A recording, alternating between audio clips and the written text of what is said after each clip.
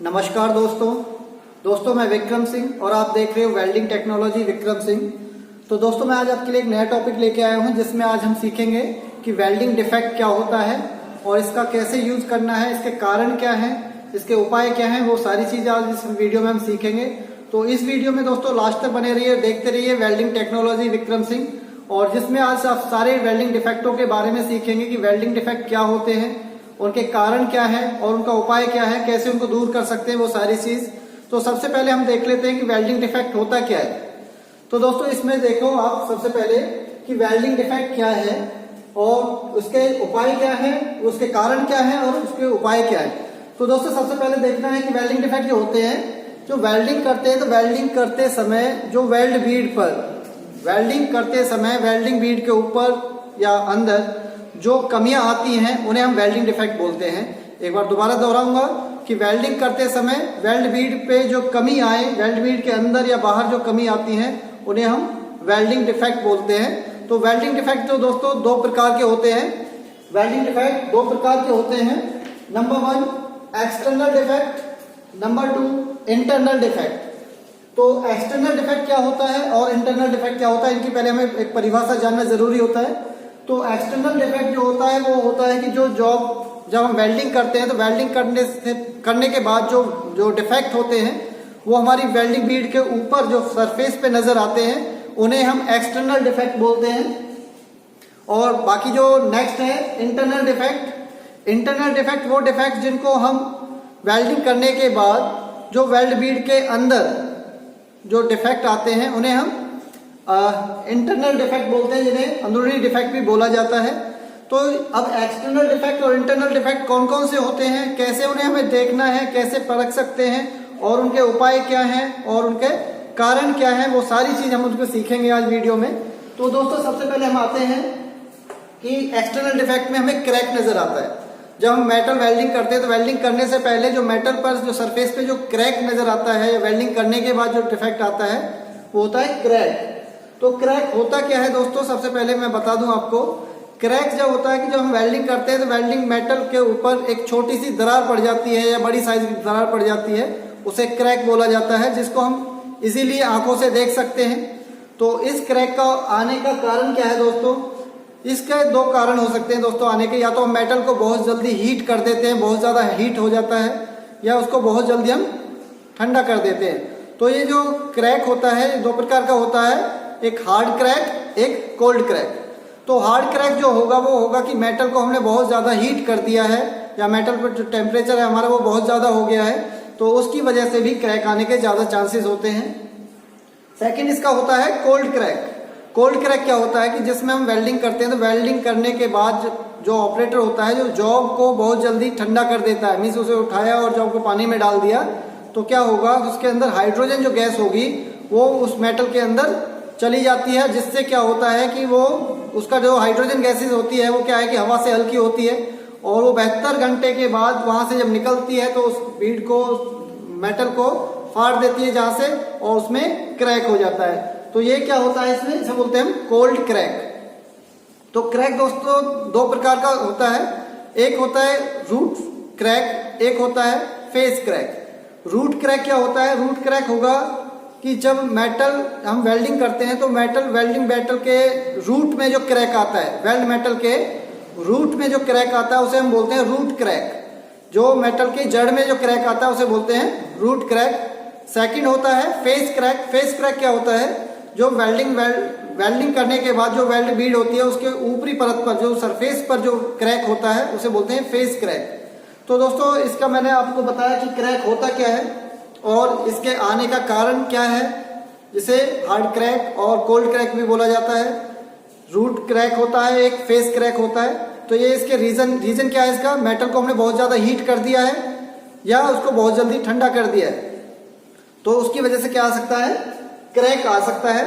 तो इसका उपाय क्या होगा दोस्तों, उपाय क्या है कि हमें मेटल को नॉर्मल टेम्परेचर पे रखना है, ज्यादा हीट नहीं देना है और ना ही बहुत जल्दी उसे ज्यादा ठंडा करना है, तो हम क्रैक से बच सकते हैं। सेकंड डिफेक्ट आता है दोस्तों स्पैटर। सेकंड डिफेक्ट आता है स्पैटर। क्या होता है, स्पैटर होता है दोस्तों जब हम वेल्डिंग करते हैं तो वेल्डिंग करने के बाद जो हमारे इलेक्ट्रोड टिप जो होती है, उस इलेक्ट्रोड टिप के जो कण होते हैं वो बेस मेटल पर बिखर जाते हैं, वो बेस मेटल के इर्द गिर्द बिखर जाते हैं, जिसे हम स्पैटर बोलते हैं। स्पैटर क्या है कि इसका कारण क्या है स्पैटर आने का? स्पैटर जो आने का कारण होता है कि लॉन्ग आर्क लेंथ रखना। हम जब वेल्डिंग करते हैं तो वेल्डिंग करने के बाद जो करते समय टॉर्च का एंगल गलत रखते हैं या लॉन्ग आर्क लेंथ का प्रयोग करते हैं, और जो हमारी वोल्टेज होती है उसकी स्पीड कम होती है, वायर स्पीड ज़्यादा होती है। लॉन्ग आर्क लेंथ प्रयोग करने से भी स्पैटर जैसे डिफेक्ट आते हैं। तो इसका अब उपाय क्या होगा? उपाय दोस्तों होगा इसका कि जब वेल्डिंग करते हैं तो वेल्डिंग करते समय हमें normal means medium arc length का प्रयोग करना है, और मीडियम आर्क लेंथ के साथ साथ हमें टॉर्च का एंगल सही सेट रखना है, और डैम्प इलेक्ट्रोड का प्रयोग नहीं करना है। इलेक्ट्रोड को यूज करते समय हमें इलेक्ट्रोड ओवन का प्रयोग करना चाहिए, जिसमें उसे उचित 120 डिग्री टेम्परेचर पर उसे हीट देना चाहिए। ये दोस्तों आ गया हमारा स्पैटर। थर्ड आता है हमारा दोस्तों पोरोसिटी। पोरोसिटी क्या होता है? पोरोसिटी जो होती है कि जब वेल्डर वेल्डिंग करता है तो वेल्डिंग करने के बाद बेस उसके सरफेस पर मीन्स वेल्डिंग बीड के ऊपर छोटे छोटे हॉल हो जाते हैं। वो छोटे छोटे हॉल होने का कारण कि गैस की कमी हो जाता है, और उसका साइज क्या है? उसका साइज अगर 1.6 mm से कम है और काउंटिंग में काफी संख्या में आते हैं हॉल, तो उसे बोलते हैं पोरोसिटी। पोरोसिटी रीजन क्या है आने का? गैस का प्रेशर कम हो जाना, गैस का प्रेशर कम हो जाना, या लॉन्ग आर्क लेंथ का प्रयोग होने के कारण हमारा जो बेस मेटल पर जो गैसेस है वो पूरी तरह नहीं जा पाती, जिससे क्या है कि बाहर की जो ऑक्सीजन है, नाइट्रोजन है, वो मोल्टन मोल्ड के पास आ जाती हैं, और जिसमें वो वेल्डिंग डिफेक्ट, पोरोसिटी जैसे डिफेक्ट आने लगते हैं। तो इसका मेन रीजन क्या है कि टॉर्च का एंगल हमारा गलत होना, लॉन्ग आर्क लेंथ का प्रयोग करना, और गैस का फ्लो कम हो जाना, ये हमारे पोरोसिटी आने के कारण होते हैं। अब इसका उपाय क्या होगा दोस्तों? उपाय होगा जब वेल्डर वेल्डिंग करता है तो एक तो नंबर 1 हमें कि गैस का फ्लो चेक कर लेना चाहिए कि गैस का प्रेशर हमारा सही है। नंबर 2 टॉर्च का एंगल हमें डिपेंड करता है वेल्डिंग पोजीशन पर और जॉइंट पर, तो उसके अनुसार हमें वेल्डिंग जॉइंट पोजीशन पे अनुसार टॉर्च का एंगल रखना चाहिए, और हमें मीडियम आर्क लेंथ या शॉर्ट आर्क लेंथ का प्रयोग करना चाहिए जब हम वेल्डिंग करते हैं उस टाइम। तो दोस्तों चौथा पॉइंट आता है अंडरकट। ये सब जो बता रहा हूं मैं आपको, ये एक्सटर्नल डिफेक्ट हैं जिसको हम नंगी आंखों से देख सकते हैं, इजीली देख सकते हैं, और जो वेल्ड सरफेस के ऊपर आते हैं। फोर्थ डिफेक्ट आता है अंडरकट। अंडरकट क्या होता है दोस्तों? अंडरकट होता है जब वेल्डर वेल्डिंग करता है तो वेल्डिंग करने के बाद जो वेल्ड टो होती है उस टो की साइडों में गड्ढे आ जाते हैं, उस टो में छोटे छोटे गड्ढे आ जाते हैं, जिन्हें अंडरकट बोला जाता है। जिनको क्या बोला जाता है? अंडरकट बोला जाता है। अंडरकट जो डिफेक्ट होता है वो वेल्ड बीड जो होती है उसकी टो में आते हैं वो डिफेक्ट, जिसे अंडरकट बोलते हैं। अब इसका क्या है कि रीजन आने का कारण क्या है कि हाई करंट होना, टॉर्च का एंगल गलत होना, और उसके साथ साथ शॉर्ट आर्क लेंथ का प्रयोग करने से अंडरकट जैसे डिफेक्ट आते हैं। अब इनका उपाय क्या होगा? उपाय क्या होगा कि हमें टॉर्च का एंगल एक तो सेट रखना है, और हमें मीडियम आर्क लेंथ का प्रयोग करना है। इसके लिए क्या करना है? मीडियम आर्क लेंथ का प्रयोग करना है, और वेल्डिंग करते समय हमें मेटल को कितना हीट देना है, कितना वोल्टेज सेटिंग करना है, कितना एम्पियर सेटिंग करना है, कितना करंट सेटिंग करना, वो सारी चीज हमें सेट करके रखनी चाहिए, ताकि हम अंडरकट जैसे डिफेक्ट से बच सकें। तो आपने देख रहे हो कि इसके कारण क्या है, उपाय क्या है, वो सारी चीज। उसके बाद नेक्स्ट आता है defect blow hole. Blow hole क्या होता है कि वेल्डर जब वेल्डिंग करता है तो वेल्डिंग करने के बाद वेल्ड मेटल के ऊपर, वेल्ड फेस के ऊपर छोटे छोटे होल हो जाते हैं, जो काउंटिंग में 1, 2 या 3 के करीब होते हैं, और जिनका साइज 1.6 mm से अधिक होता है। तो उसे क्या बोलते हैं? हम ब्लो होल बोलते हैं। ब्लो होल आने का कारण क्या है? टॉर्च का एंगल गलत होना, गैस का फ्लो कम बढ़ जाना, और डैम्प इलेक्ट्रोड का प्रयोग करने से या मेटल का सही से साफ न करने के कारण ब्लो होल जैसे डिफेक्ट आ जाते हैं। तो दोस्तों ये आप जो देख पा रहे हो ये एक्सटर्नल डिफेक्ट हैं। अब इनका उपाय क्या होगा? कि हमें नंबर 1 डैम्प इलेक्ट्रोड का प्रयोग नहीं करना है, जो नमी युक्त इलेक्ट्रोड है उसका प्रयोग नहीं करना है, और उसके साथ साथ हमें इलेक्ट्रोड का एंगल सही रखना है, और जो जब वेल्डर वेल्डिंग करता है तो उसका एज प्रिपरेशन रेगुलरली और अच्छे तरीके से करना है, जिससे कि ब्लो होल से बच सके हम। आगे आते हैं दोस्तों, डिफेक्ट्स हमारा ओवरलैप। नेक्स्ट डिफेक्ट क्या है? ओवरलैप। ओवरलैप क्या होता है दोस्तों? जब वेल्डर वेल्डिंग करता है तो वेल्डिंग करने के बाद रीइंफोर्समेंट होता है। जो रीइंफोर्समेंट होता है बेस मेटल के जो ऊपरी परत होता है, रीइंफोर्स मेटल से ओवर माल उस पर डिपॉजिट कर देना, रख देना या चढ़ा देना ओवरलैप कहलाता है। रीइंफोर्स मेटल से अधिक माल उस पर चढ़ा देना ओवरलैप कहलाता है। ओवरलैप क्या होता है कि जब वेल्डर वेल्डिंग करता है तो वेल्डिंग करने के साथ साथ क्या करता है वो, मीन्स आप यहां पे देख पा रहे हो,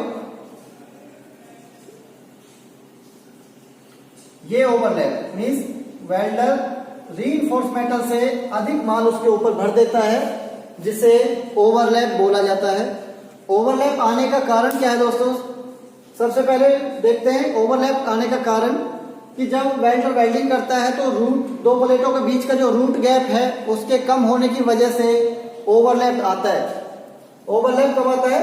रूट गैप कम होने के कारण, या वायर स्पीड तेज है और हमारे हाथ की स्पीड कम है, तो क्या होगा? ओवरलैप ज्यादा आएगा। जब मीन्स माल उस पर ज्यादा डिपॉजिट होगा, इलेक्ट्रोड हमारी ज्यादा खर्च होगी उस पर, या फिर होगा कि जब हम इलेक्ट्रोड डाया उस मेटल के गैप से ज्यादा बड़ा इलेक्ट्रोड यूज करते हैं तो हमारा क्या होगा? ओवरलैप जैसे डिफेक्ट आ जाएगा। अब इसका उपाय क्या होगा कि हमें इलेक्ट्रोड सिलेक्शन करने के लिए हमें देखना चाहिए कि इलेक्ट्रोड हम पे इस मेटल पे किस साइज का इलेक्ट्रोड चलेगा, तो उसके लिए हमें उसका सिलेक्शन चुनाव करना आना चाहिए, नंबर 1। नंबर 2 कि दो प्लेटों के बीच में गैप कितना रखना है वो हमें पता होना चाहिए, तो रूट गैप सही होना चाहिए। नंबर 3 कि वेल्डिंग जब वेल्डर करता है तो वेल्डिंग करते समय हमें वायर स्पीड और अपने हाथ की स्पीड को मेंटेन करके रखना चाहिए, ताकि हम उस पर ओवरलैप जैसे डिफेक्ट से बच सके। 7th पॉइंट आता है, डिफेक्ट आता है बर्न थ्रो। 7th डिफेक्ट कौन सा है? Burn throw. बर्न थ्रो क्या होता है? वेल्डर वेल्डिंग करते समय मेटल जब वेल्डिंग करता है तो वेल्डर वेल्डिंग करने के बाद मेटल कट कर दूसरी तरफ निकल जाता है, मेटल कट के दूसरी तरफ निकल जाता है, जिसे बर्न थ्रो बोलते हैं। बर्न थ्रो का कारण क्या आने का कि मेटल पे हमने ज्यादा हीट दे दिया है, ज्यादा समय उस पर रुक गए हैं, तो क्या होगा? बर्न थ्रो जैसे डिफेक्ट आ जाएगा। और रीजन इसका क्या है कि हमारे जो इलेक्ट्रोड है ज्यादा हाई करंट रखने के कारण आता है, वेल्डिंग स्पीड स्लो होने के कारण बर्न थ्रो आएगा, शॉर्ट आर्क लेंथ रखने से बर्न थ्रो आएगा। और इसके उपाय क्या बनेंगे? उपाय बनेंगे कि हमें शॉर्ट आर्क लेंथ का प्रयोग नहीं करना है, और इलेक्ट्रोड का जो डाया है उसके अकॉर्डिंग थिकनेस के अकॉर्डिंग हमें सेट करना है, करंट हमें थिकनेस के अकॉर्डिंग सेटिंग करना है। ये इसके उपाय हो जाएंगे। 8th आता है स्लैग इंक्लूजन। 8th आता है स्लैग इंक्लूजन।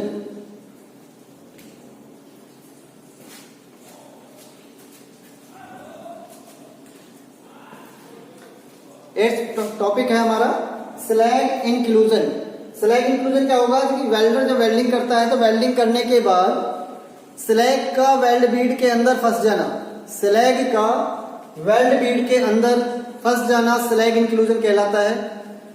स्लैग इंक्लूजन को आप कैसे पहचानोगे? जब हम वेल्डर वेल्डिंग करता है तो स्लैग जो है, जो उसका फ्लक्स होता है वो वेल्ड बीड के अंदर फंस जाता है, जिसको हम चिपिंग हैमर से साफ करते हैं बाद में।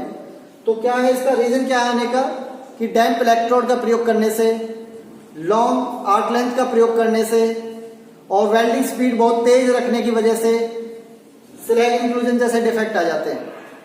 अब इनको बचने का उपाय क्या है? इसका उपाय कैसे करेंगे कि हमें एक तो चलने की टेक्निक है वो चेंज करनी पड़ेगी, नंबर 1। नंबर 2 कि हमें जो वेल्डिंग स्पीड है वो हमारी मीडियम होनी चाहिए, ना ज्यादा फास्ट ना ज्यादा स्लो।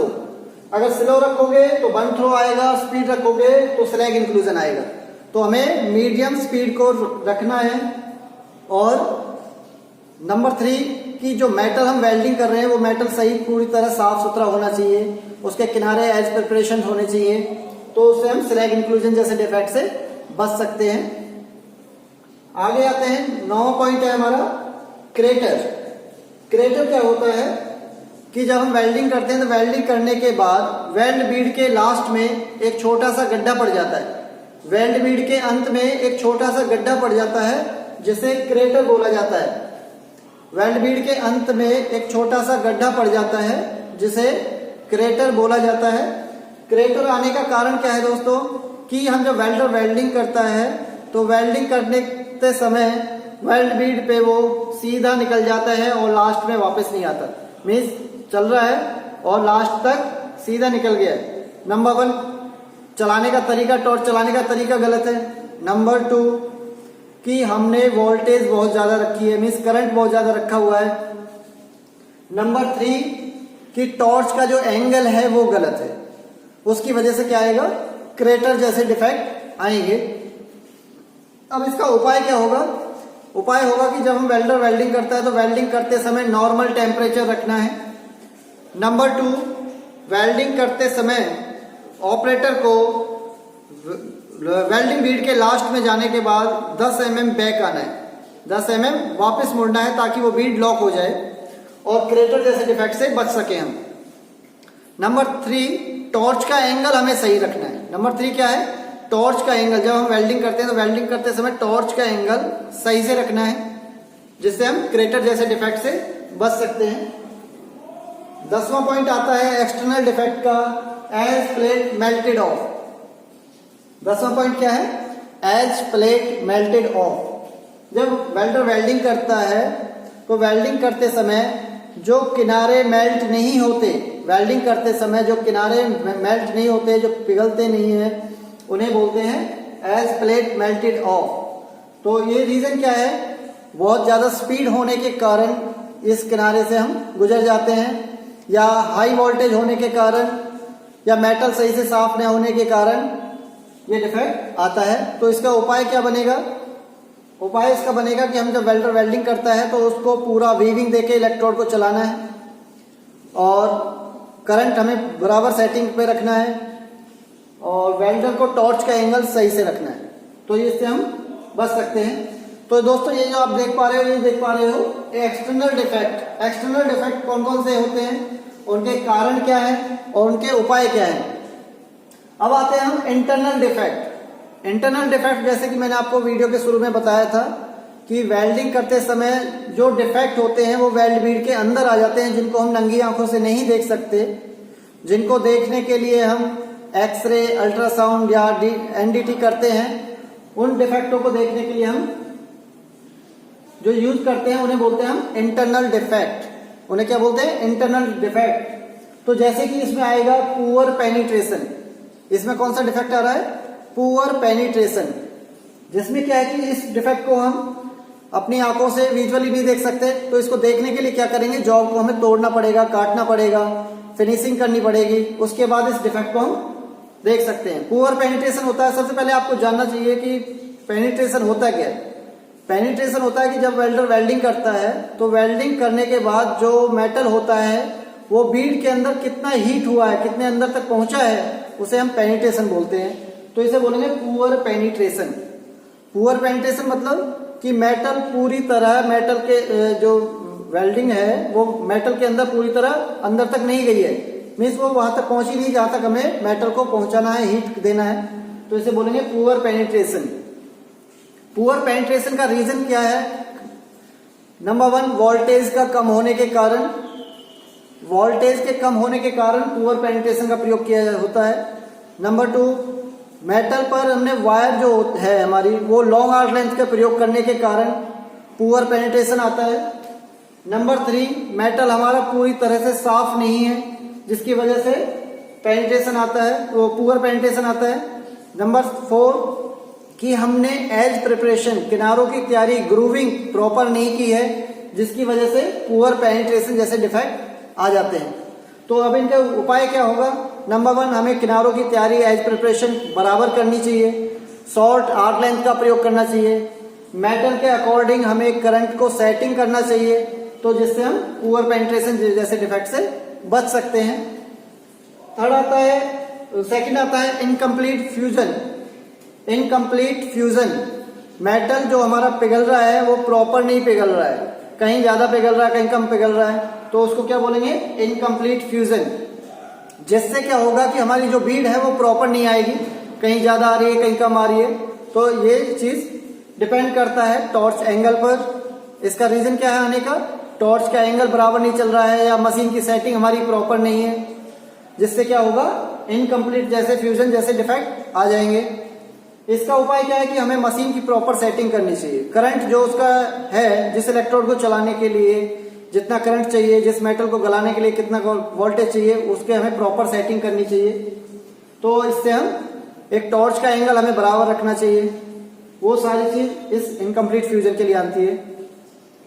थर्ड आता है इसमें इंटरनल पोरोसिटी। अब पोरोसिटी आपने देखा होगा एक्सटर्नल में भी थी और इंटरनल में भी है।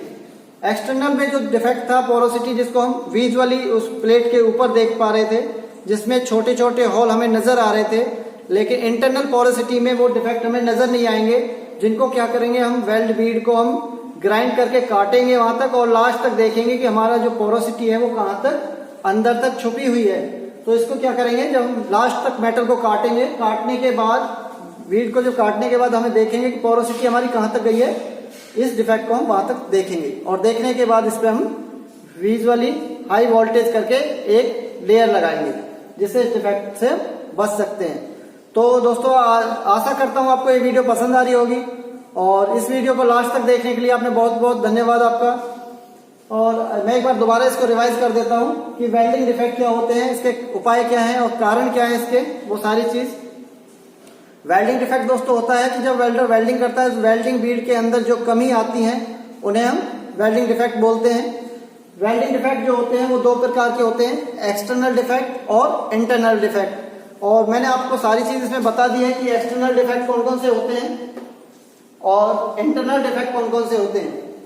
एक्सटर्नल डिफेक्ट वो डिफेक्ट जिनको हम विजुअली नंगी आंखों से देख सकते हैं और इनको देखने के लिए क्या है कि सरफेस पे प्लेट पे ही देखने के बाद हम बेस मेटल के ऊपरी परत पर देख के हम बता सकते हैं कि कौन सा डिफेक्ट आया है।